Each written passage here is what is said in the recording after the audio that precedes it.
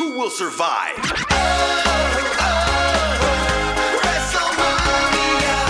Yeah, this is our life. Open up, open up. Wrestlemoviea. Fighting to survive. Just like that. Just like that. Welcome to Wrestlemoviea, the show about the swolest theater kids of them all, pro wrestlers, and the movies that they make. I am one of your hosts, Hulk Logan Trent, and joining me as always is my co-host, and his name is... You think you know me. You think you know me. You think you know me. Yeah, you know me. It's John. John Reimann. That should be a clue as to the wrestler that we'll be covering this week. It is the rated R superstar Edge, who is now in AEW and goes by Cope.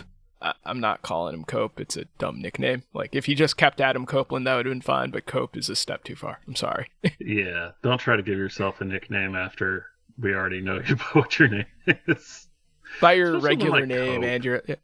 Like I said, if he had just come out as... Like, he came out as Adam Copeland. If he had just come out as Cope from the beginning, it would have been like, okay, yeah, I'm going to get behind this. But he waited too long. It was like 6 months in, and they're like, hey, we're just calling you Cope now. It's like, no. No, So, just Adam yeah. Copeland. Yeah, it sounds lame. Like,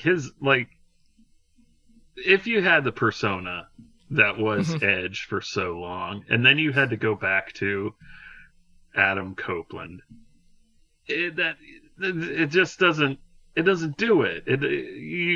It's not going to feed you the way the other one did. Like I said, if he had just come out as Cope to begin with, I would have been like, you know what, I get it, fine. But it's just still he waited not too Edge. long. Yeah, It's yeah. still not It's Edge. It's like if you had just suddenly said, hey, from now on, I'm Jonathan, and I'd be like, no. No. Yeah, Well, that's not my doing name. that. First of all. Wait, are you an actual John? Yeah, Oh, okay. Yeah. Yeah, all right. that's not my name. Yeah, Jonathan's not my name. I think, okay, fine, I'll switch it up. It'd be like if you started trying to go by Jack. Oh, yeah, no. Ooh. Yeah. I think my parents Jack tried Reimann. doing that when I was like little, and people Just said that back instantly then. They were like, rejected "Oh it." no." But my name, this is funny. My dad actually wanted to that my original name was supposed to be Jean Paul with a hyphen in it. Don't Oh, wow. fucking ask me why. It was my dad's goddamn idea. Thank God Jean-Paul the nurse Reimann. fucked up the birth certificate and just put me down as John Paul Reimann. Because I'm not French. I don't have a tiny ponytail.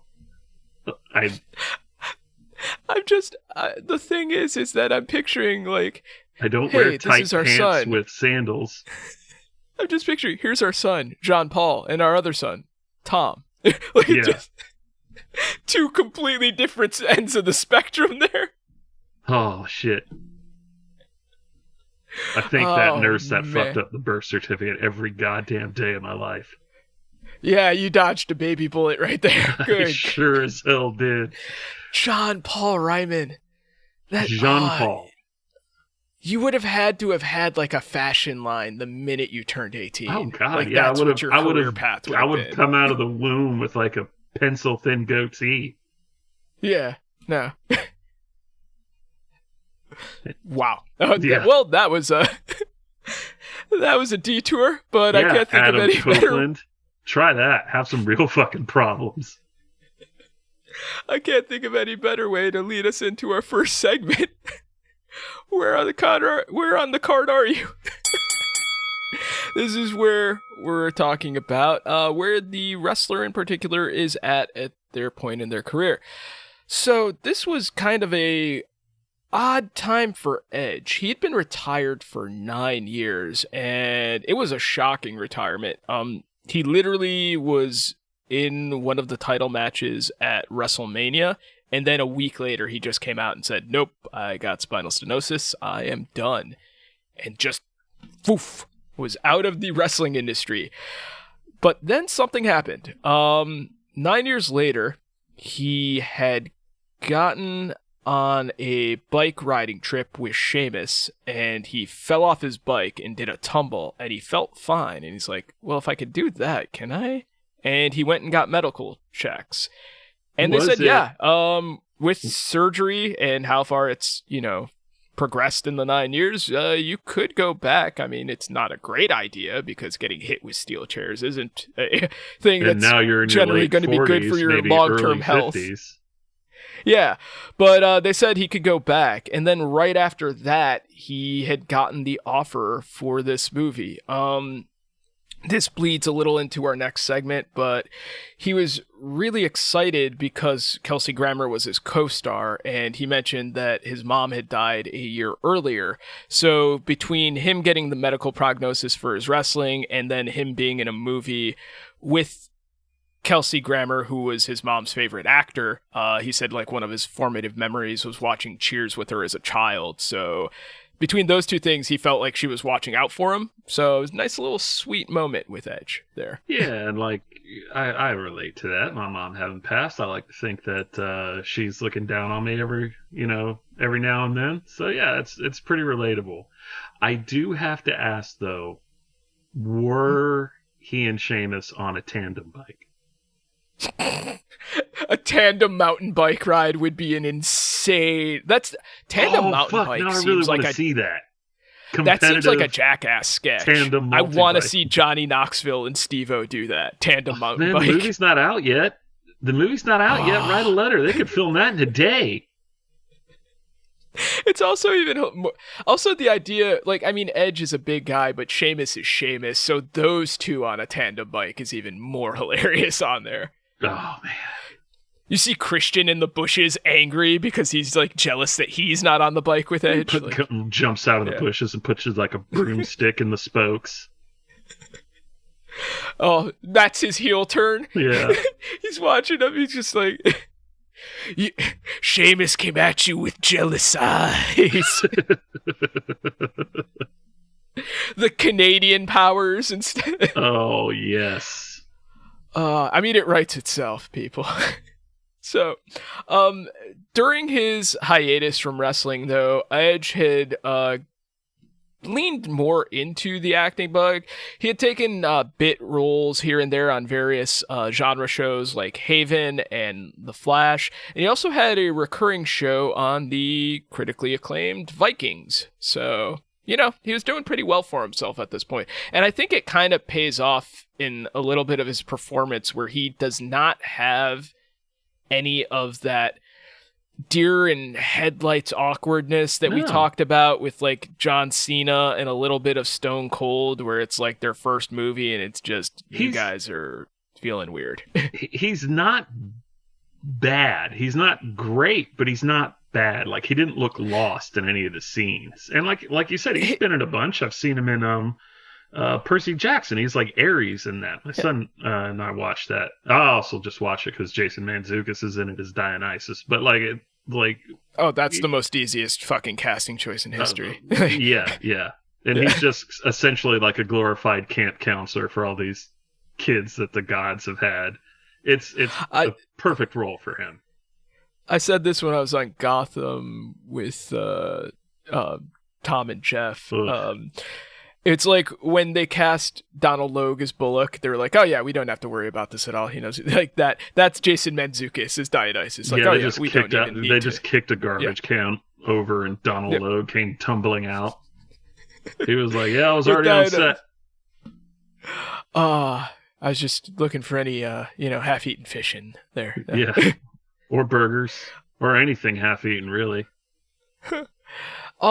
Edge, like you said, he's not, like, great in here, but that's not his fault. It's really more the material. And then, meanwhile, Kelsey Grammer is putting up a triple-double in 1/4 of playing time. He is peak Grammer. Yeah. And he got his paycheck's worth. Yeah, he's Nick Foles in the postseason for the Philadelphia Eagles. He just comes in for a couple games, but he's lights out. Man, he is having a blast doing this. We'll talk more about it in the next section, but yeah, he relishes every fuck that comes out of his mouth.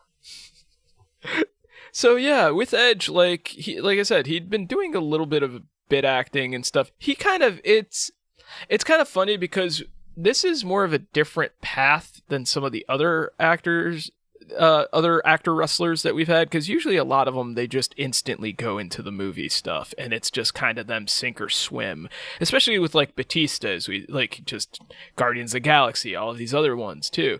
With him, he kind of like worked his way up by just doing like guest spots on like genre TV, like nothing big, and just kind of like getting his reps. It's kind of like working the indies, I guess, before you become a WWE guy. So yeah, he was always good at promos too, and like so that he was one of the like I loved watching Edge when I was still watching, like Attitude Era Edge was just like fucking great. And he didn't seem to funny. like they always kind of relegated him, and like I loved Christian too, but they always kind of relegated them to like sidekicks almost until like after I stopped watching, and then they got that champion push, or at least Edge did.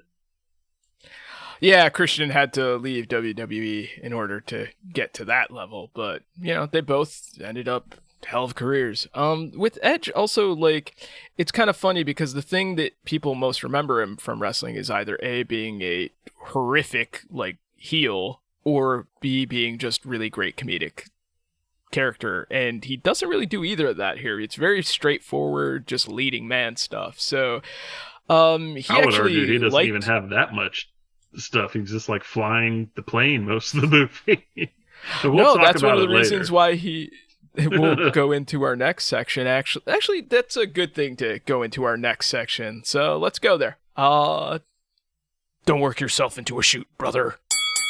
Yeah, so Edge actually liked this role because he didn't have to wear like 50 pounds of leather or carry a real fucking heavy axe. It was just, you know, normal people shit. So yeah, he gets to wear a nice not suit getting much to do was fun. and sit down most of the movie. So that's the thing. I think that's his real suit, because that is an actual nice suit, and I don't think they had the budget to pay for a good wardrobe on this.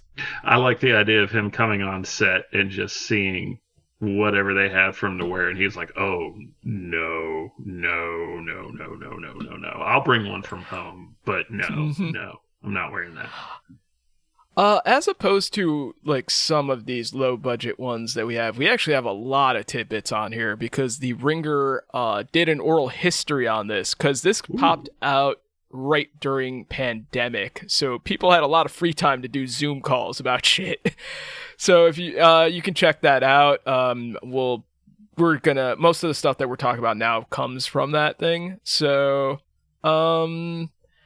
I can't really find the actual budget for this. I saw numbers as high as 5 million off of IMDb, and then as low as 500,000. I'm more inclined to believe the 500,000-ish number, because good God, is that what you see on the screen is closer to that figure.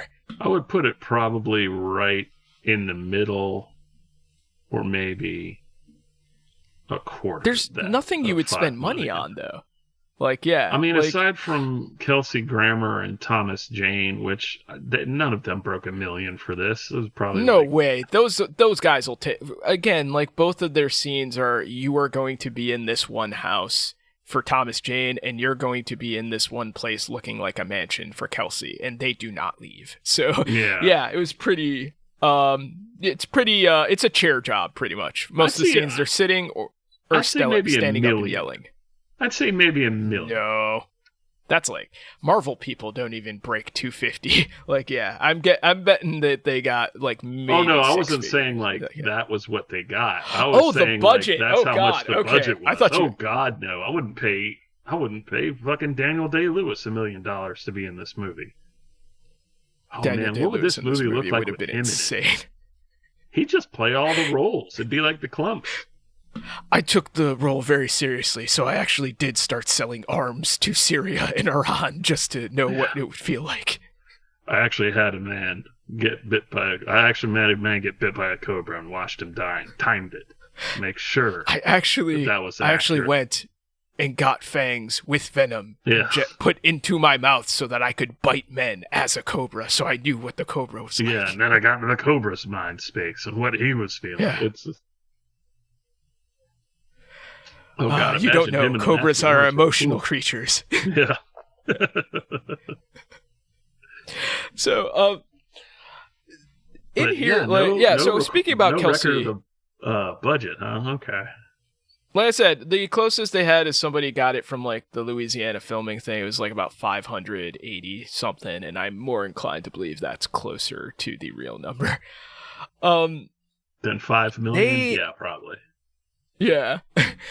They approached Kelsey like he was their first choice, and they thought he would say no, but he was on board right away. He said, quote, "The film crossed my desk with an offer, and it seemed like a fun, mustache-twirling kind of character that would not change my life, certainly, Fair. but put me in a sandbox with a new actor I like. That's usually one of the things I respond to in this job, new people, and I also like Thomas Jane, and it was fun to work with him again. I'm always drawn to characters that are a bit over the top. This was one of those characters, and I don't mind the comparison to Sideshow Bob at all, arguably one of the greatest villains of all time." I mean, that's a cool thing to say about this movie, and like I get wow, so he liked Edge as an actor. I think that is him being nice on there, because I really don't know if he knew who Edge was, but who's to say? The working with Thomas Jane thing is interesting because they do not share a single scene with each other. They sure as So hell don't. I think this is just Kelsey being a pro, but also Kelsey liking that he got to say cool shit like, "You can go see a man fucking alligator on there and bet whatever you want." Like, Oh man, he loved that's a fun it. role. He loved every minute he got to cuss and be a piece of shit. He could not wait to get out, "I am Darius Rumble the Third," or "I'm Darius Grouch the Third, the Rumble, and I'm taking the money plane." Why would you call yourself the Rumble and not the Grouch? It's just it's such a confusing mixture of both names. Also, I love at the end when he's standing there with that fucking assault rifle and he yells, "It's Rumble time," and then just starts blasting. He got his own little Scarface moment. He's having such fun making this movie. And like I said, he's got, In one room. he's got the paycheck to appreciate every time he thinks about this. For one day of shooting on one patio and an abandoned laundromat. In that weird flashback that Edge has. Made no And I was sense. like, why are they in a laundromat? Kelsey Grammer didn't agree to go to a laundromat. He doesn't leave the patio. I mean, those are the choices that you Money get when Plane. you're dealing with a Lawrence production. So, yeah. Oh man. Because this movie was made by the Lawrence brothers. Well, specifically, it Andrew is the Lawrence. directorial debut of Andrew Lawrence. Who looks like those a of you who dime don't- store Kevin Corrigan. Yeah, he looks like so many just like, "Oh, you were a child actor." Like, that's resting child actor face, if I've ever seen it. And you've got an adult haircut and facial hair to try to look like you weren't a child actor. Yeah. But you're So- still clearly a child actor. The Lawrence family is famously MAGA, so I think that might have been part I of how they didn't were know able to about get that. Kelsey, because he is a conservative guy, so that might have been a little thing on there. I don't know if Edge. he's full MAGA, but he always has been like kind of a conservative. Oh, Kelsey? Oh, yeah. Kelsey Grammer is definitely right-wing guy. Yeah. Yeah, I don't know if he's full MAGA, but yeah. he's in the ballpark. Edge They're next door politically wise, I don't think he's conservative. I just think he's a pro wrestler, and they just always have a history of like, okay, well, I got to work with this guy, and it's what it is. So, Yeah, he's just a pro. He's just like, whoever. If it's for the picture, I'll do it. And plus, like he said, he watched Frasier with his mom. Frasier. So, Yeah. yeah. And yeah. And cheers. Thomas Jane was apparently a damn professional on this. Like, he I mean, just came to work, He's Tom and Jane. he's Come on. yeah. When you pay Tom Jane, he does Tom Jane work. They Yeah, had a you scene get where all they of the were Tom Jane you paid for. they were filming coverage, and he was just outside smoking his pipe, which is a character choice. We'll get to the pipe later, but yeah, he came back and found they shot coverage without him, and he just was pissed. He was like, "What the hell are you doing? You're rolling on set without me?" And they're like, love that. we didn't want to bother you. And he said, "No, I'm here to do a job." So they all really appreciated that, like, you know, despite having guys who were in better things than this, took it serious enough not to just, you know, be disrespectful of the crew's time or the efforts of everybody working. So good job, Tom. But honestly, has Tom Jane been in a quote good movie? Besides Boogie Nights. I know he was in Boogie Nights for a second. Because, like, I mean, I love him. I love Tom Jane. I love him to death. Depends on your feelings of The Punisher. He's been in good TV definitely shows. not. He was good in The Expanse. He was fantastic in that first season. I didn't see The Expanse. Huh. You should watch The Expanse. You would like The Expanse. That's right up your alley. Oh, sweet. I can put on my watch list. Yeah, so yeah, all three Lawrences are involved in this. Obviously, we mentioned Andrew is the director co-writer. Matthew plays the cowboy, who we're going to have a whole thing about. Oh, and we are, sir. Joey I'm Lawrence chomping at the and bit. Joey Lawrence's hair plugs play the concierge. So, yeah, okay, man. We've gotten through our vegetables. We just need to jump to the next section because honestly, I really don't care about this. We have to talk about Joey Lawrence's hair. So we're jumping right into our third segment, which is... Oh, yeah. It's the cream of the hair. I mean, crop. Okay, man. All right. Okay, look. his fucking hair. He made a choice. Yeah. He made a choice. That was a fucking choice. And I applaud So him we're for gonna- making it. But still, he's got, like, you know that he came in and was like, well, my character's a military guy, ex-military guy, so I want a high and tight. I want the highest and tightest high and tight that you can do. Which, fine, except Joseph. Which he He tried to does go prefer by to be for a called short... Joseph. He preferred that until, like, this movie's where he went back to Joey, because he's like, okay, so the Joseph thing's not working. It's like, it's in the same wheelhouse as the Cope. Like, I'm not calling you Joseph. Get the fuck out of my face. Get the fuck out of here.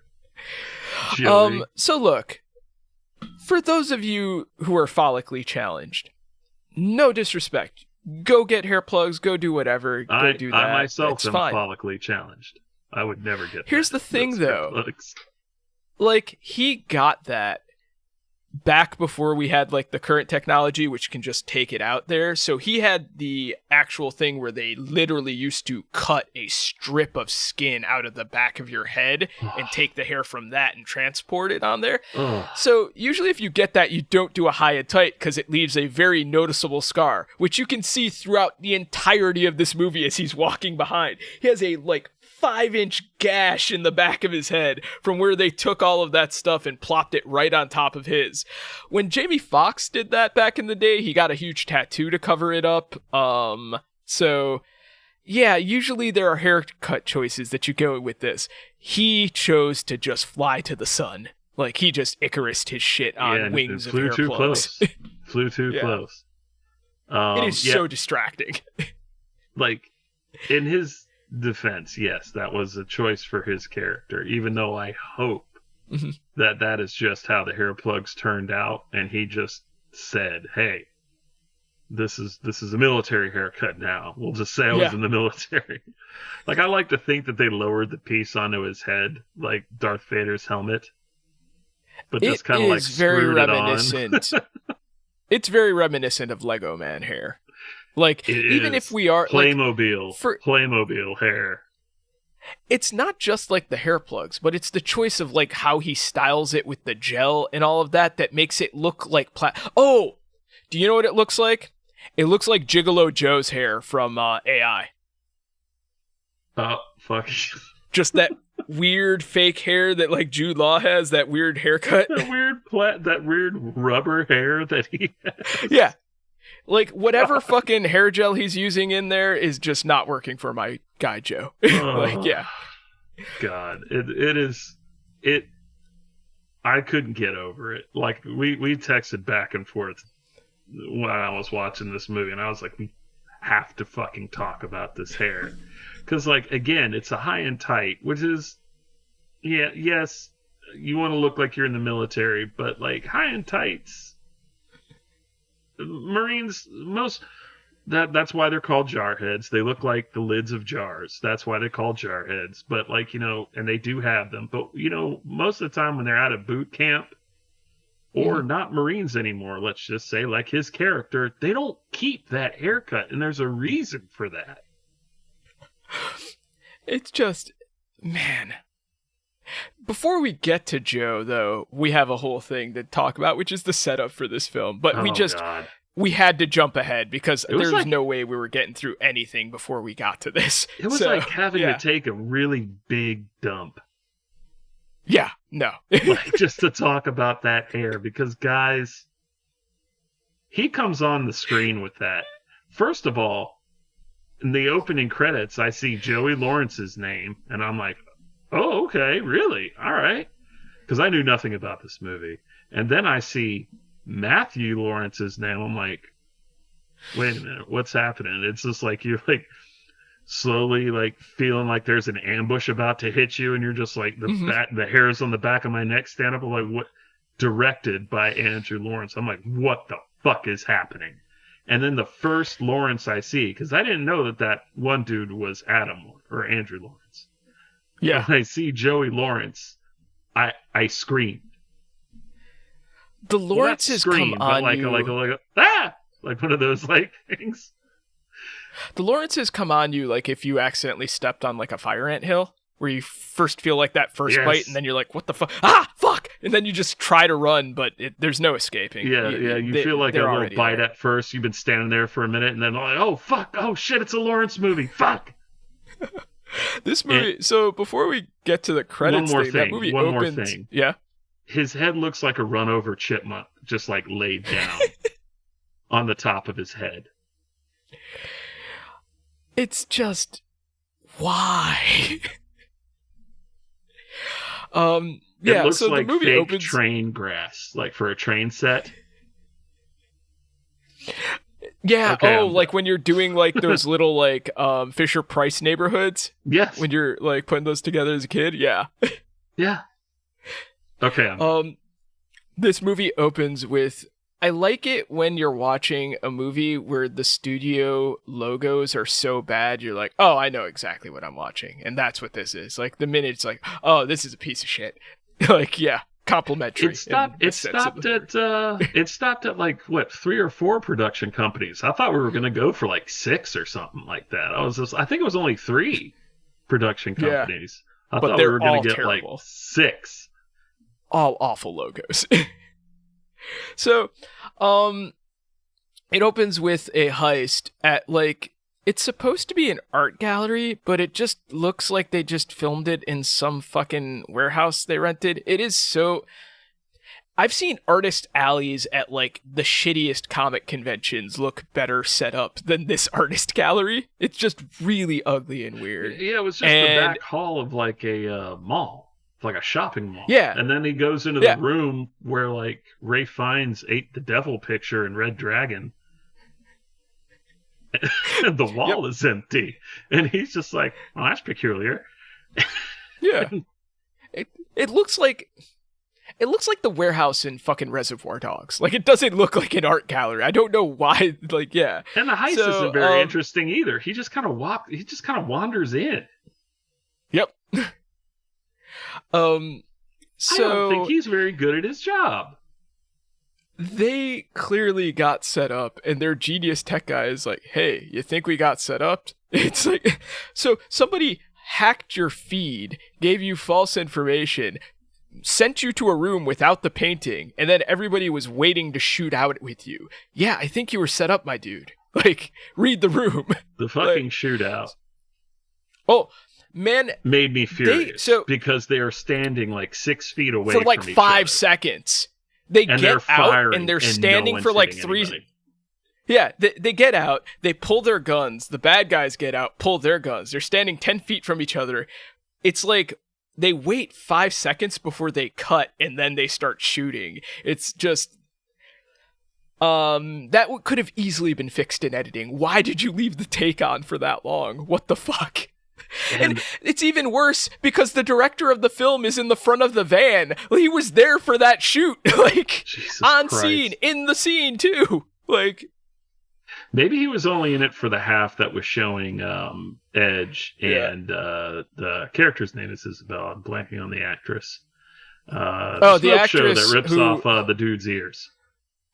the actress, as soon as she came out, I'm like, this woman has resting CW face, and I looked it up, and yes, she has been on episodes of Vampire Diaries, so I feel like I was correct in my statement. That is the most CW Lifetime movie face I've ever seen. She was also in Lifetime movies too. Yeah, I wasn't mad at her. She had some fun scenes. She rips the guy's ears off. She did exactly what was asked, and she Yeah. was fun doing it. But the ear ripping thing was fucking. I was not anticipating that. That was fantastic. Yeah. Yeah, she was just like, "Oh, you just want me to be hot and rip some guy's ears off?" Okay. So because of them getting screwed out of whatever gig they were on, Edge, who is in debt due to gambling debts that he had and had been doing these heists to pay it off, he has his debt bought by Darius Grouch III, the Rumble, Oh man. who is Kelsey Grammer. Kelsey then tells him that to pay it off, he's going to have to rob the money plane, which is exactly what it sounds like. A plane that has a bunch of money on it. It's got about $1 billion in crypto and then a vault with like, I don't know, 50 million and a lot of cocaine in there. But the crypto is the more important thing. And That's what there, he wants. That's what Isn't that what Kelsey Grammer wants? He wants the crypto. He doesn't want the actual Kelsey wants cash. the crypto. He said that Edge's crew could take the cash and I'm guessing the cocaine too. I don't want the cash. It was a lot of cocaine. I don't That want the was cash. I too want much the cocaine. fake one that might not even be worth the same amount as the cash that's on hand. It would have been so funny because they keep mentioning like it's $1 billion in crypto. If it would have been great if like every time they mentioned it, the price fluctuated. Yeah. Like it's $750 in crypto. It's What? now Oh, the $300 monkey thing trillion went bad, dollars in crypto. It is $1,000 in crypto. Like The yeah, board monkey thing went bad, and now no one's buying it anymore. And oh wait, no, it's back up again. I Kelsey guarantee keeps calling. I guarantee you, the Lawrence brothers invested heavily in crypto. No, absolutely. Yeah. I want like Kelsey to call in the middle of the heist. He's like, actually, this is only like 50,000 in crypto now. Let's cancel this. You have And to he's give me. like, You have to give me some of the money it's back. like it's I need $7 you to billion hit in it. crypto now. Take all of the crypto. Like, God, I just would have loved to see the fluctuations there. Oh god, yeah. It like goes up and down like millions just on the time that they're on the plane. So also, while they're on the plane, they're in international airspace and gambling on various things. Some of it is just regular poker, which I will get to. One of the worst poker scenes I've seen in a movie. And then also other things like a man versus a cobra, or as Kelsey says, you could bet on a man fucking an alligator and anything goes. I'm like, I have, believe me, I've how seen does it. that bet work? Is it Will the this bet that man the man fuck will be this able to alligator? fuck the alligator? Is it the bet How that long the does he alligator... last? Does the alligator Is it who eat comes first, the alligator or the man? Yeah. Like, Does the alligator enjoy it? Do they stay together after the fuck? yeah. Like, there's a lot of questions being raised as to how do you do over under on a man fucking an alligator? Like, I don't and how know. do you find that that's a guy? Like, it's like, oh no, dude, you want to get in on this bet? Like 2-1 is ridiculous. Do you know how many alligators this guy has fucked? I've seen him go through like the entire Florida Everglades. This is like this is easy money. Bet everything on the man. Like, yeah. Kelsey Grammer's He's like, how just do a you think ringer. I built my empire? I built my. He's got a built my mansion that empire he's on bought gator and fucking. paid for by alligator fucking. Like, I'm opening a franchise in Orlando, near Orlando in the Everglades. there's gonna be a court case later on where various alligators come forth with accusations about animal trafficking about this guy. He's just the worst fucking dude. I'd love to see the courtroom drawing. It's just an alligator sitting in the witness stand pointing at an enraged Kelsey Grammer. It's the drawing that Dave and Tom got, which you can get at the Gainfully Unemployed store, of Fluke Man on trial and pointing at Mulder because Mulder clearly violated his civil rights. One of the best things that has come from Fox Mulder is a Maniac. Oh, there are so many. Yeah. There are so many. So, you could bet on a man fucking an alligator. That's the main takeaway here. Or an alligator fucking a man. Could go either way. Mm-hmm. It's Money Plane. Yeah. What happens on Money Plane stays on Money Plane. Basically he wants Edge and crew to take the Money Plane, and that's where we meet Joseph Lawrence and Joseph Lawrence's hairpiece. Joey he's the concierge who is basically just, we watched John Wick and decided to steal Lance Reddick's character wholesale, but much worse. Oh, we're gonna make him cooler. Yeah. Just, yes, there's no gambling with the... He has some affectation that he's putting on his delivery that is just a choice. He really was going for it. Trying to affect calm and sophisticated and deadly. And Joey Lawrence cannot hit any of those ranges. Joey Lawrence is a person who became famous for being an idiot on Blossom and going, whoa! So, yeah, no, he does not have the range to transfer to that. He's a guy who is like, I made fun of it earlier, but it's not like a ridiculous request, like, I'm Joseph Lawrence now. And everyone's like, absolutely not. We'll call Charlie Sheen Charles Sheen before we call you Joseph Lawrence. Get the fuck out of here, Joey. Like, yeah. Man, and okay.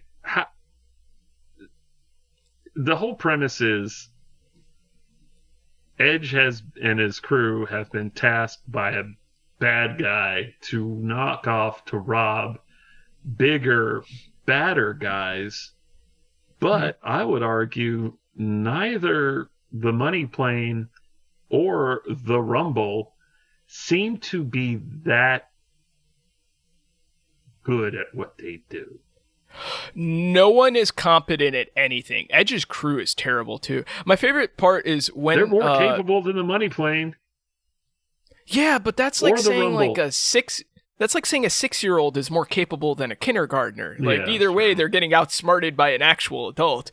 But, my favorite thing, you see this earlier when he's talking about Edge, about bringing him on. Well, first off, his henchman is called P-Roach, which is like, really? P-Roach? Like, just Papa Roach? That's the name of the hench? Do you think the Rumble, because I'm just putting this together, the Rumble is the Drake's dad? A new metal fan?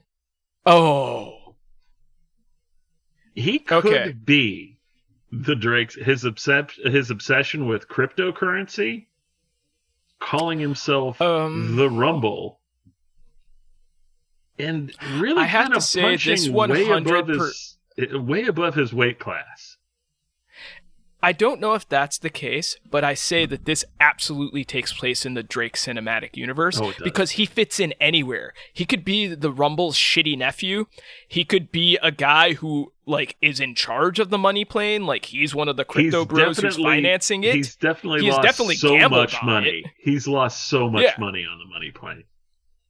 Yeah, like that. The alligator fuckhouse nearly bankrupted the Drake. Oh yeah, he might have been the guy who introduced that as one of the gambling things. He's like, "Hey guys, we got this great idea: a guy fucking an alligator." And they're like, "What? How do you bet?" He's like, "No, trust me." And they're like, "Well, he's the one paying with the crypto, so might as well." And then it just went horribly wrong. And then the dude from There's no way Drake is not affiliated with this. The dude from The Condemned comes in. He's like, "Do you think we could get some sponsors for this? Like, if we get the ratings up high enough, maybe Pepsi, Nike." What a stupid fucking Stone movie. Cold getting thrown into a room and being told he has to fuck an alligator. I ain't fucking no alligator. I'm a rattlesnake. I ain't doing this shit, man. No. Oh, he's a rattlesnake. Have him bite somebody. We'll time to see how fast the guy dies. Yeah, no, but this, for those of you who don't know who the Drake is, go check out our episode, The Marine, for one of the greatest, like, in and out 5-minute piece of shit characters you will ever encounter. But he's yes, like Drake, he's this like is a Waldo Drake's cinematic for us. universe. He's like a Waldo for us. We always try to spot a Drake. We always try to spot a Drake. We haven't found one in this one, but we did find his dad or uncle. So what? At least all a of these mentor. guys are. All of these guys are terrible at their jobs. When Rumble is trying to threaten Edge, he makes a guy bring out a laptop and open it just to show him a picture of his family. Like, why wouldn't you just show him a picture? Like, Who? Edge knows who his family is. What's with this? Like, Who, sneak attack, Denise Richards is married to Edge. that was She's in like 2 scenes and all she does is smile. she's literally in 2 scenes. She says one thing to Edge, and then she pops up at the end to just pet a French bulldog. Yeah. That was the easiest. Like, we talked about Tom Jane and Kelsey. That is the easiest paycheck for somebody who has name recognition in this movie. She Yeah. did nothing. She had Yeah. maybe 3 lines of dialogue. Like, yeah. Probably at her own house in her backyard. You guys aren't coming inside, but you guys can be in the backyard. Oh wait, That no, had they to were have been, in the like- house. They were in the house. Yeah, that had to have been like Joey Lawrence knows her or something type of like drop in, or Tom Jane put it Yeah, in you're there right. or Her house something would like be that. bigger than Joey Lawrence's, so yeah, that makes sense. Yeah, she's got that. Yeah, she's got that Starship Troopers money. You know. She got that. She was in a Bond movie. She was a Bond girl. Yes, she was. Christmas Jones. Oh God. Oh, I thought Christmas only came comes once a year. Fantastic. It's one of the worst So, ones. Not a Brosnan fan that much. I like Goldeneye, but the rest of them are just kind of. he's very much in the Henry Cavill and Brandon Routh thing with Superman, where it's like, you guys could have been good, but the movies you got were ass. Yeah, I still like. I liked Man of Steel, but it was. I did like Goldeneye though. Yeah, Goldeneye fucks. But Goldeneye's this great. isn't. There were no wrestlers in that movie. There was Inspector Batista, plays Jinx. Yes. He pokes people's eyes out with his long coke nails. So Thomas Jane shows up before they go on to the money plane thing, and Man, I saw his name in the credits. I was like, we got a movie now. Tom Jane's in this? As I mentioned- Fuck yeah.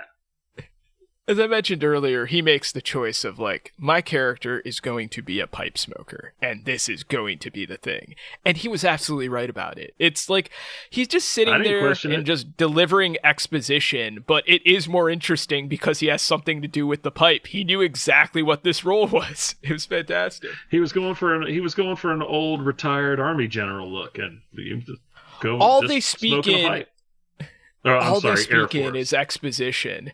Like, he opens the door, he's like, hey, did you pick the lock? No, I used the key that Sarah has and told me there. Why do you keep moving it? He's like, well, because you keep using it. He's like, well, am I the goddaughter, or am I your godfather to your daughter? Yeah, but that was Sarah's idea. Well, let me come in. Hey, you used to be a fucking guy in the Air Force. Yeah, but I don't want to go on the money plane because I don't like to fly. Okay, then you'll stay here and do that. Oh, I have no problem doing it. It's just, everything they have in that convo is just exposition. It's incredible.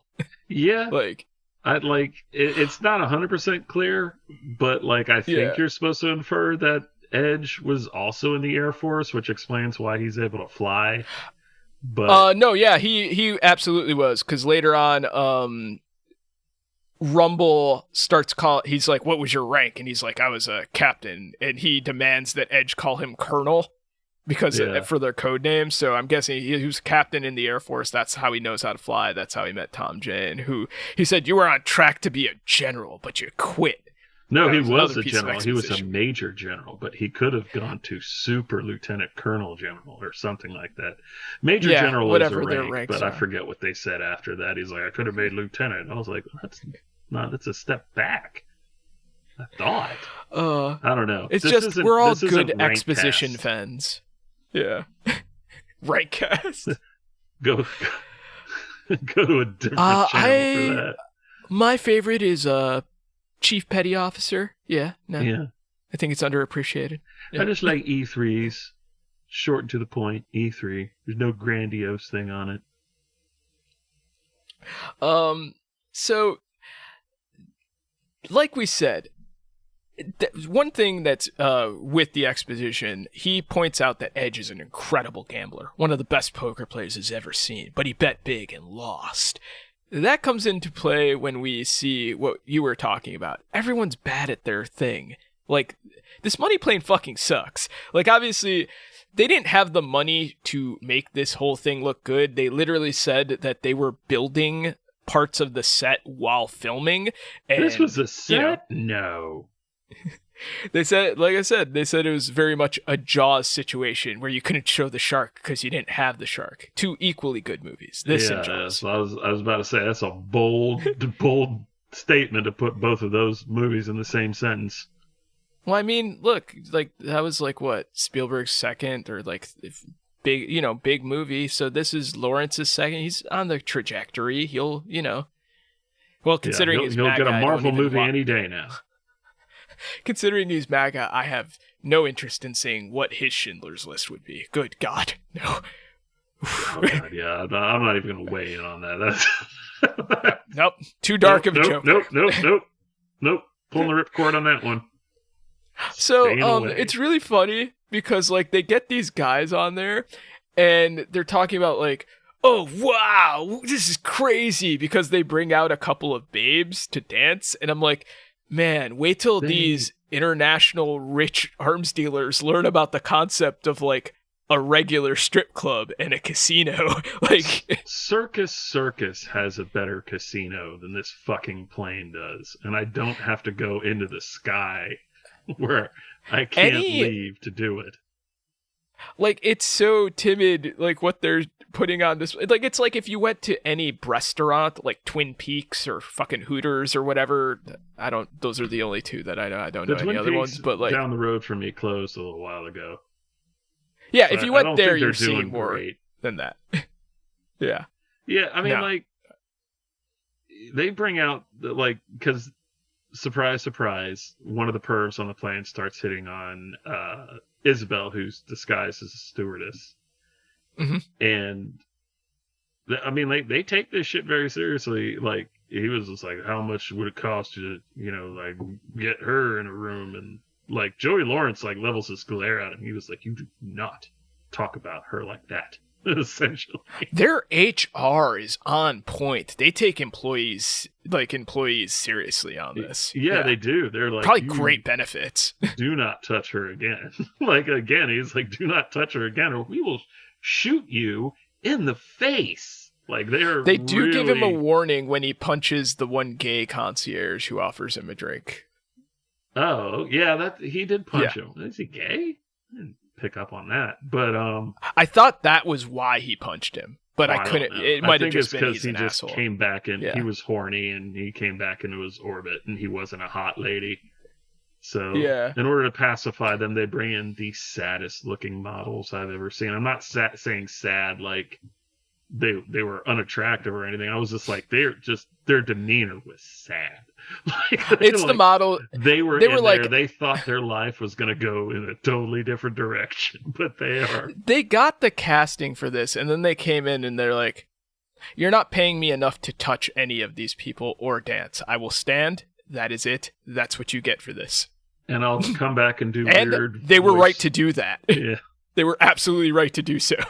They come Know back what and you're do, worth. like, weird voiceover when they're trying to corner McGillicuddy. And like, ooh, you just won big on betting on all those dead people. So They're coming before they on to get him to really hard. This brings But us it's to the all part of where they're voiceover. awful. Like, ooh, yeah, come over here. And I was like, they're not even in the same room. This brings us to the fucking where they're bad at their job. Their gambling is fucking ridiculous. So they play the worst game of poker I've ever seen. And I don't mean like, well, in world, but also just did no one who shot this know how poker is played? They have the flop, and then they get the turn, and they do it on the same fucking deal, and no one bets in between it. It's like, that's just not how poker works. Like, basic betting on there is not followed. And the second he lays down the cards, and they're just like a pair of fours, and he's just like, Edge is just kind of looking around the table like, yeah, did we do it? Did we do the poker? Okay. Edge, who again is Thomas Jane, had a part of his exposition monologue saying about what a great gambler he is. Fucking He stays in with he did win big, and he did lose. Yeah, he stays in with a pair of fours, not even pocket fours. It was fours and then one on the first fucking flip of the river. And I was pausing to see what hands people could have had. I was like, oh, they're going to give Edge a straight. That's why he stayed in. Or, oh, he was going in. Nope, just no one paid 2 seconds about how poker is played to even give a shit. Yeah, I thought he was going to do like a James Bond Casino Royale like hand. And it's just like, nope, I lost. Is it time for me to go yet? And it's just, what the fuck? So he goes and he gives... and then he walks out of the movie. He gives his money thing to McGillicuddy, who's their tech person. And he goes into this whole side story where after poker, they start doing like the exotic betting. And this is where we get the cowboy. Oh my God. My favorite character. Oh, he is my favorite. He's so like the little boy, Matthew Lawrence, the little boy from Mrs. Doubtfire. And Boy Meets World. Is just cosplaying as Yosemite Sam on this fucking plane. He looks ridiculous. His lines he is are so gibberish. ridiculous looking. He's so ridiculous looking that like I wanted somebody to be like, is he a cop? Because his mustache even looks fake. Like I want someone to like rip off his thing. It's like, he's got a wire. No, he's just that weird. Yeah. And it wasn't supposed to be him. The cowboy was originally supposed to be Tom Arnold. But then Tom Arnold's like, I got kids, and I like my kids more than this movie, which, fair, Tom Arnold. Apparently, they also tried to rope in Tom Berenger, and Tom Berenger's like, no, absolutely, what? No. If you ever come back to me again, I will substitute your ass. He just saw them out of his window walking up to his stoop and started firing. He was like, oh, fuck no, Lawrence Brothers. He started using the sniper training from the sniper movies. Yeah. Well, I think he's just fully decked out in that gear and just like prone on his roof waiting for people like the Lawrences to come and offer him roles in bad movies. The Lawrence is running away from his lawn, and then one of them gets done from behind, like Defoe in Platoon. Yeah. So they were like, they got to the point where like, we need someone who will absolutely say yes. Matthew, do it for the family. And he's like, okay, and thank God he did, because... Oh, thank God that they did, because also he needed to be on set, because apparently they needed him to work the dolly for a couple of shots, and he had never done that before. He was like, yeah, I just tried it and it worked. So yeah, that's again another reason why I'm more inclined to believe the $500,000 budget rather than the $5 million. Oh yeah, there's no way in hell this movie costs. He is the most Yosemite Sam looking motherfucker I've ever seen. Dude, he's just got talking this handlebar mustache. Like he looks like he's in disguise. It's like, he looks like what a child imagines an undercover person as, like when a little kid, you know? Oh yeah. He's like, my name is Matthew Lawrence. And I'm a cowboy.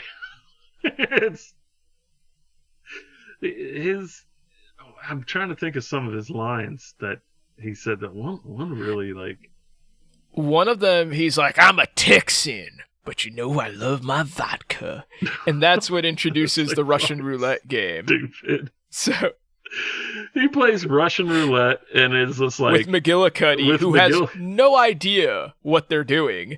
And then he finds out it's Russian roulette and tries to get out of it. And they're like, no, he won last time, so you have to go first. He's being nice, trying to. And they keep doing a back and forth. And they do almost like a rabbit season, duck season Looney Tunes bit with the gun, which is pretty funny. And then Lawrence is like man, I'm invincible. Just give me that. And then immediately blows his brains out. And it leads to one of my favorite jokes is he tips over and his legs kick up and they're shaking and they add a rattlesnake rattle. That was to pretty it. fun. That was pretty fun. This movie, I didn't hate this movie. Like, there have been movies that we've watched that It knows what it is. Like, The Condemned, I hated. Santa with Muscles, I hated. This I was just like, this is fine. This is what we were hoping for if we had to watch a piece of trash, like straight to video, like thing, rather than say The Condemned, which had its head up its ass. It was not good. Yeah. There's no fucking 5-minute monologue at the end about are we the in this one it'd be are we the money plane? Yeah. We are all the Rumble. So I want to be the Rumble. It looks fun. To continue this trend of them all being very bad at their job, Matthew Lawrence is supposed to be setting up his tech guy stuff, and then he's like, all right, I'll be ready later. Like, Andrew Lawrence. No, do it now. Or Andrew Lawrence, yeah, do it now. There are a lot of Lawrences. I can understand you getting confused. The Lori are very easy to confuse. But, like, glassy, why wouldn't he just have that ready? Stare and mouths agape. It's like, why wouldn't he just have that ready right away? Like, no one knows where you are. This is the easiest part of the job. But he's just sitting there dressed like he's about to storm January 6th. Yeah, and which he probably did. He's just complaining about it. He just had that left over. Yeah, he's cosplaying Call of Duty. They all do it. Mm-hmm. And then he gives himself a nice little gunfight later. He's like, well, I get to do some cool stuff too. He does a gunfight later, and then Thomas Jane comes in with his fucking drone that has the gun in it. Ruled. That was fucking insane. That fucking ruled. Because it's not like it's a gun mounted to the drone. It's just like it is a handgun drone with a handgun. Fucking pistol. The robot had a gun.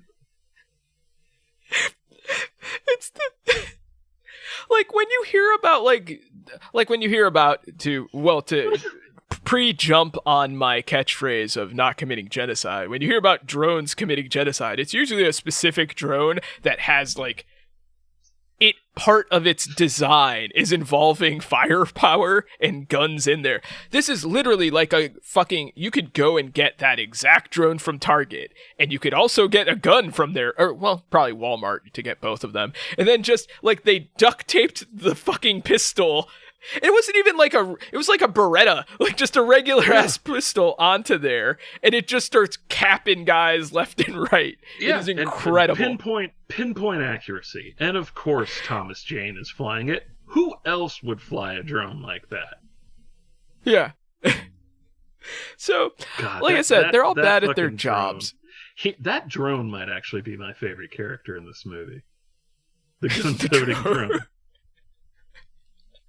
It should have gotten its own credit. Yeah, it should have. And gun-toting drone as itself. Yeah. Or, oh no, it should Charles as gun-toting drone. Yeah. It wanted it. Yeah. So to go to how bad Edge is and everybody is at planning this, like the whole idea is that they're going to, because we said one of the CW face woman, Isabel, is undercover as a flight attendant, stewardess, and she knocks to give the pilot his food, and Edge knocks him out. And then he goes into the cockpit, and apparently this guy who worked in the Air Force as a pilot was completely thrown off by the concept of a co-pilot. He's like, huh? Co-pilot. 2 pilots? For a jumbo jet? Who would do this? Yeah. And he has a ridiculous fight scene. Damn. Edge is 6'4", like a legit 6'4". He's not one of those liars who lies about their height. That other dude was not. That guy was 6'6". Okay, and they put them in the cockpit of this fucking plane, like that they had bought, and butchered to make this set, and they give them no room to move.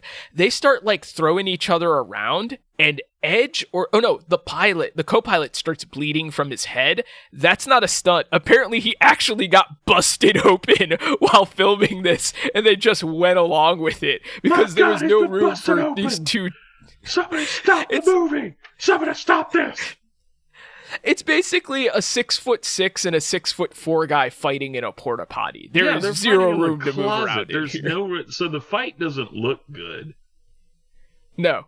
But they do start knocking into the... Okay, this also brings me back to why this is like a bad organization. Mhm. Joey Lawrence does not have anybody go check the cockpit once. The second it starts rocking erratically, The turbulence. or people just mysteriously leave, He you keeps think he would've insisting we have the best investigated. pilots on Earth. That is his defense. He's like, when they have the turbulence thing, he's like, reminder, we have the best pilots on Earth. Okay. Like, yeah, maybe send someone to go look. Yeah. Huh? Yeah. Yeah. I don't know, man. Also, he has Seems like nobody something might be guarding. wrong. He has nobody guarding the mainframe. Oh, wait, no. He does. He does. And Isabel, You're right. who You're right. is a smoke show, like, distracts him for a second With and then the rips his offer ears of off. sex. Yeah. Rips both ears off, which was, Yes. like, usually you see something, but she went double. Like, that... They really did think of, like, what's the most brutal way that we could have this woman beat the shit out of big, large men, and they do it both times, because She that pervert beats guy... The absolute Christ out of everybody. Yeah. The pervert guy, like, they finally have their moment, and Oh, she the busts sweaty mustache open guy, a sweaty wine mustache bottle. pervert? Yep. Straight out of Steady Central mustache. Casting. That guy's fortune all came from him not paying child support. Like, yeah, no. Yeah, she just fucking stabs him a bunch of times with a wine bottle, then breaks a tequila bottle and drops it right through the top of his head. Like, she is fucking great in this movie. Yeah, I have she's- no complaints about Isabel. She's a fucking psycho. And I'm just like, well, why didn't you just send her after Kelsey Grammer? Mm-hmm. The double ear thing is, like, I was not anticipating that. That was fantastic. But also, like, they only have one guy guarding this. That's it. Like, And they, just- again, when he doesn't check in, they don't go to check on him. No. Nobody, So, they don't check on him. They're not very They good don't at check their on the job. pilot stuff. They're not very good Yeah. at what they're doing. Kelsey Grammer, like, to go back to him, even sets up that elaborate double cross with the painting. Mhm. But he didn't need to do that. He already bought his debt. Yeah. If you just bought the debt, you wouldn't have had to, like, it's just, Why I go own through your the whole debt. Like, why rigmarole? did you do that? Yeah. That makes no sense. You Also- just wasted your time. You wasted his time. I just remembered something. So, we're talking about, like, they go to steal that painting in the beginning, and then they find out that it's not there, and all of that shit. Thomas Jane literally does, like, a Google search to find out Kelsey Grammer is the owner of the painting, which gives him, like, the thing. But A then he says, cursory yeah, it's on Google display. Yeah, he finds that out, and I see, like, there's dummy corporations. But then he's like, where is the painting? He says, it's on display and he says some museum in Rome. Yeah. Like, a public museum in Rome. Like, you could have taken 2 seconds. Hey, I wonder where this fucking painting is. Like, oh, it's in the Art Institute in Chicago. Like, wait, but why isn't it? Huh? Like, they don't research any part. Again, an Air Force pilot guy is surprised by the concept of a co-pilot. This is the level of Danny Ocean that we're dealing with. Oh god, Danny. It's like if Ocean's 11 and the 11 was their IQ. So, yeah, no. Danny, the kiddie pool 3. Ugh, So that was a bad one.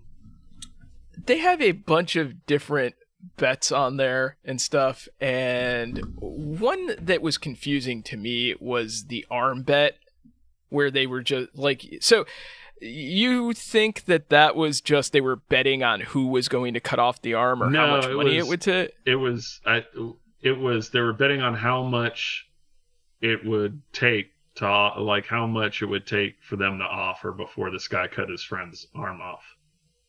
Okay, and it got to like 300K, I think, with that one. Yeah, So it got pretty high, and then he's just like, all right, just clean- takes an axe and it's a clean. boredly cuts his friend's arm off. It's stupid, man. Just keep getting that thing up, and then one of you takes the hit, and then you use the money to pay to get that thing put back on. They were in Russia. That might just be a game. That might just be a game they play over there. I don't know. Yeah. That's not even like that wasn't even related to that. That was just we're watching a feed and that guy does weird shit. So we're betting on what this is on Russian ESPN. Yeah. Like this is on just Russian a standard Sports Center. Bet. Yeah, they did Sports say Center it shows sports the highlights the next day. Yeah. They did call it sports betting, and like in the movie, and I'm like, yeah. What's the sport? The sport was Man versus Cobra. And that's what I do like, that McGillicuddy keeps accidentally winning these bets and he has no idea what the fuck he's gambling on. It's a funny bit. And also he keeps getting so disgusted by it that he keeps, going off to go puke in a toilet, then coming back and nobody's like, oh, what's going on here? Like, yeah. No. And the whole time, like, the bookkeeper is just like, you're amazing! What great luck! And it's just, Mikey from they all Sopranos is like the pit with his weird-ass earring.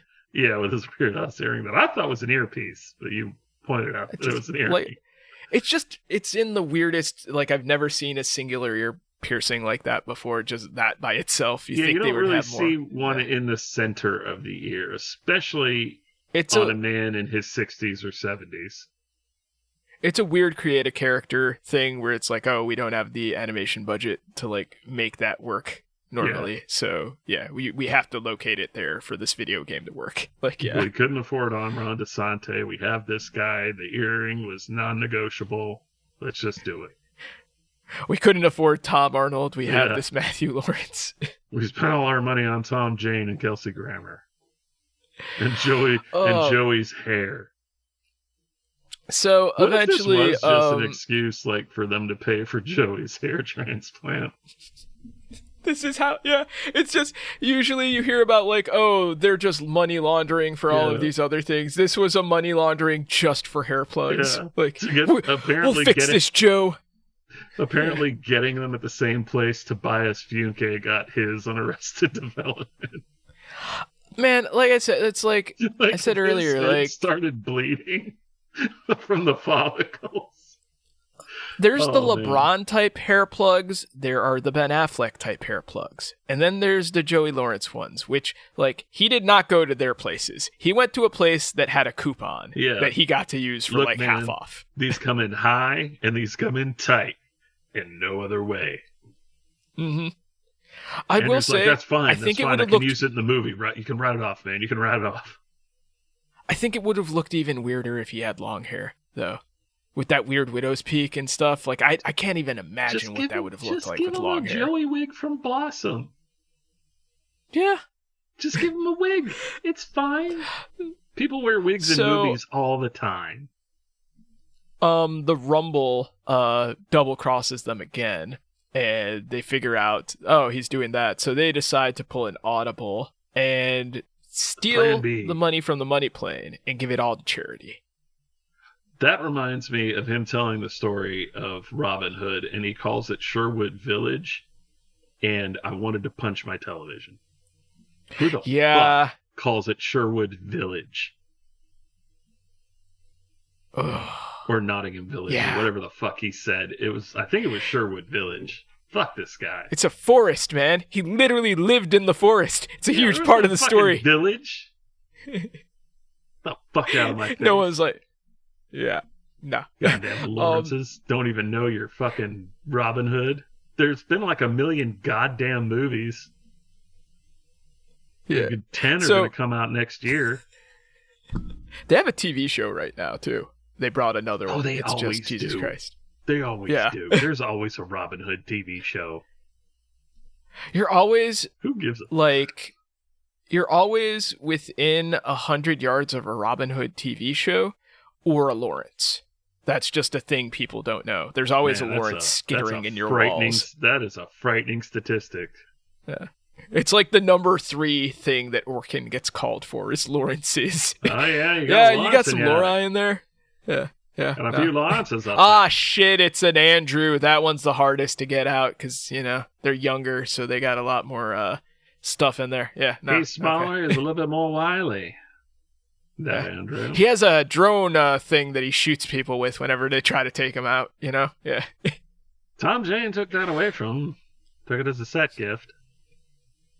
So, they take the money, they give it to charities and stuff because they decide they don't want this dirty money that came from a bunch of fucking human traffickers and goddamn arms dealers and everything else because everyone on this money plane is a scumbag.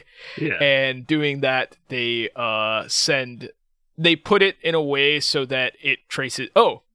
They put it in a way so that it traces back to Darius Grouch. Darius the Third. Grouch Esquire the Third, also known as the Rumble. Why? Because they play a Nobody recording of him calling himself that and saying he's going to steal the money plane on the intercom for everyone to hear. He does everything but list his birthday and his favorite color when he's doing that confession. It is like... Okay. Also... And they don't seem to be that bothered by it. They're like, okay, well, That's so the do you thing. guys want to take bets on how quickly we're going to get his head on a plate?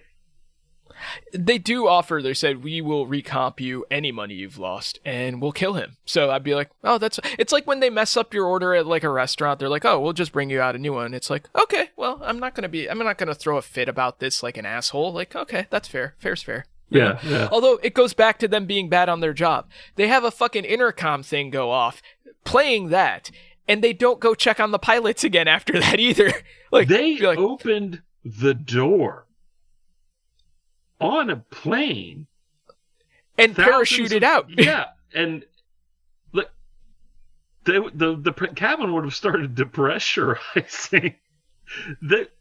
They wouldn't be calm about it, is what I'm trying to say. With as serious as they take everything else. I was about to say who lands the plane, but I remembered Edge didn't kill the co-pilot. We landed the plane. They didn't kill the pilot. They killed the either. other two. What? They didn't kill the pilot either.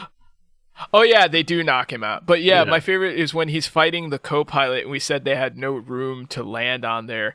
Like he chokes him out, but then he wakes up again, and then the way Edge takes him out is he does this thing where he like punches up, punches down, punches up, and he just keeps doing that to the guy's nuts and his nose until the guy passes out from like 17 nut shots.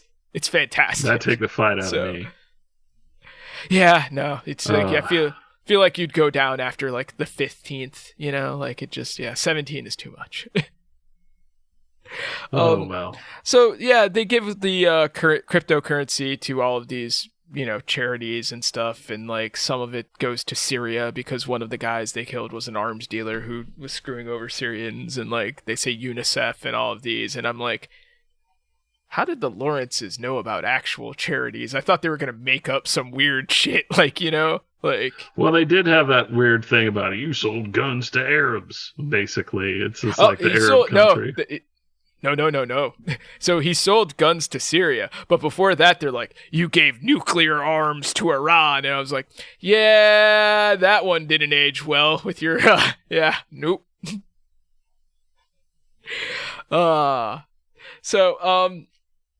They jump out of the plane. They tell they tell the Rumble to go fuck himself, and that leads to him getting stormed and him yelling out, "It's Rumble time," and firing mercilessly on no one because they didn't have the budget to show them storming the thing. So he's just firing the gun and it's just on him, but he's not hitting anything. It's just a fucking oneer on him close up. Yeah. And you just see shaking out, and they add the muzzle flash in post.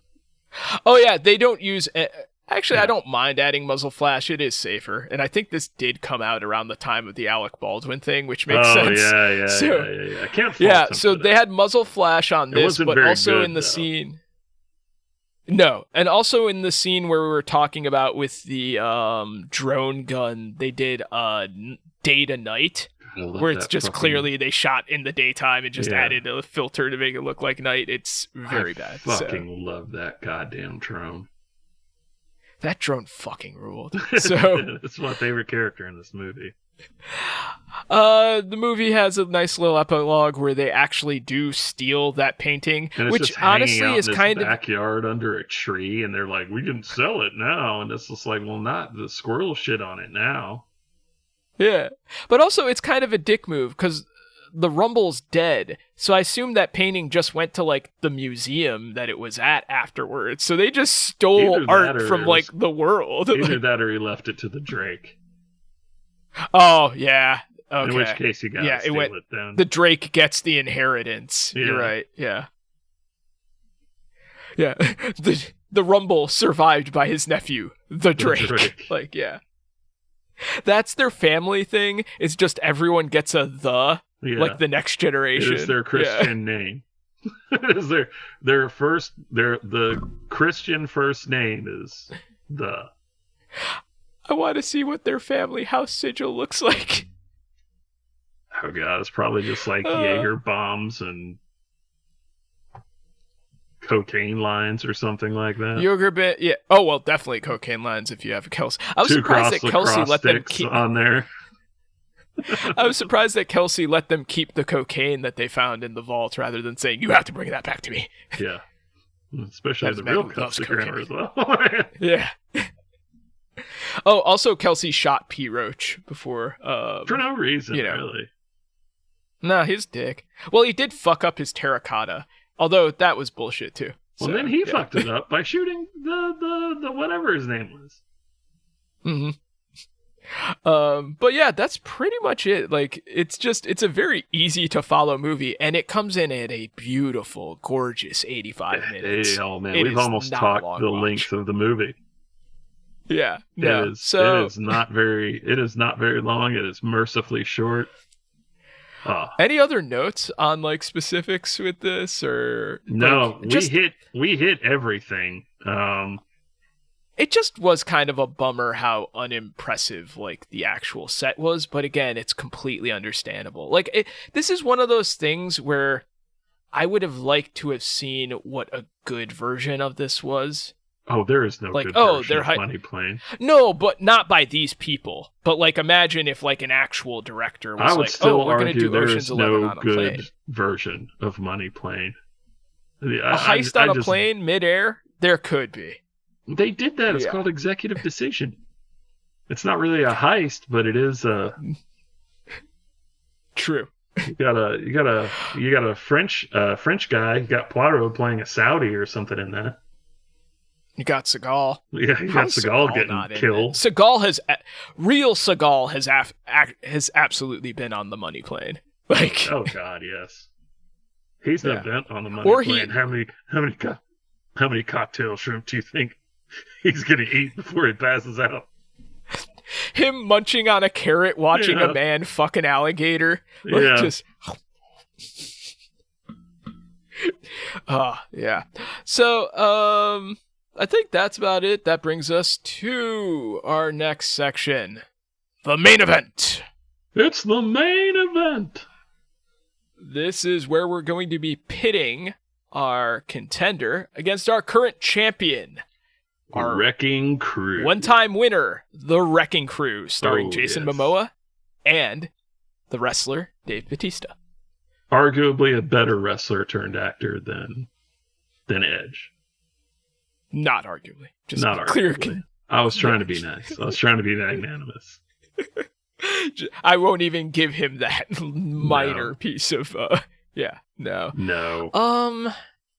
So as we mentioned, we've mentioned this before. I think. Oh, we definitely mentioned it during Santa with Muscles. Like, it's not impossible for a bad movie to be entertaining enough where it beats like a okay or a good movie. All right. Yeah. And one of the reasons we were excited about Wrecking Crew is that it finally dethroned Walking Tall, which was just like the laziest of like of heavyweight champions, like a It was psycho also the Sid type first- champion. Yeah, it was also the first Yeah. kind of fun one that we'd watched.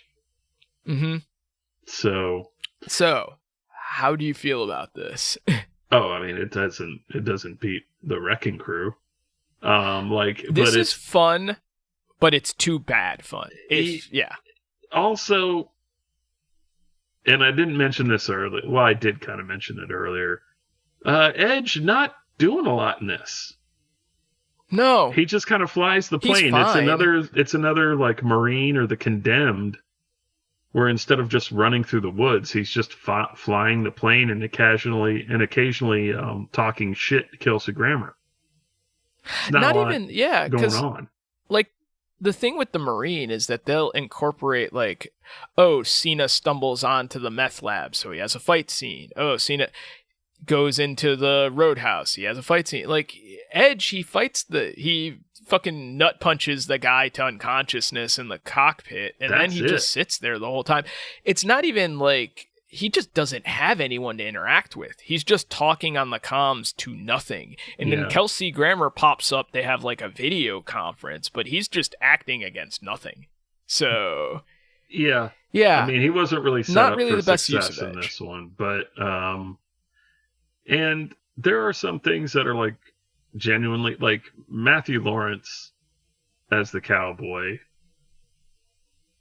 was amazing. It was transcendent. Phenomenal. The drone with the gun again, like I could not. I was like howling with laughter when I was watching They should have that. They should have gotten a like poster. Tom Jane on the other end drinking a beer and just going like, oh shit. I was worried for Tom Jane because there's a scene where he's making like a single pan of like pasta, and he's like cutting and stuff, and my god, does he have dangerous knife skills. That's not how you should hold a knife when cutting vegetables. I was like, oh, he's about to cut off his thumb, what the fuck. I thought he was gonna be like a turncoat, like, oh, I thought I could trust you, Major General. Oh, they don't have enough time for that. Yeah, they don't. But then I was just like, he's probably not going to be in the movie all that much. And then when he's like, you should come with me, he's like, oh no, you didn't pay me enough for that. Yep. So like, I was like, well, that takes that out of there. But we did get a little more Tom Jane in there than I thought we were going to get. I thought he was just going to do exposition and then piece the fuck out. But no, I feel like this is a movie, like this is on Amazon if you want to go see it. I think it's free too. It is. So it's like, free. It's free if you have Prime. Oh, okay, yeah. So, but it's also on like Tubi probably, and that'll. Yeah, I mean, like you can there. still probably watch it on Amazon, but you'll just have ads or something. So I would say, like, I don't know if you need to watch the whole thing. I think this is one of those movies where you can put in like best scenes on YouTube, and there's probably a 15-minute supercut that gives you all of the funny shit in there. Like, yeah, because like Kelsey's good, Tom Jane's good, but like those bad.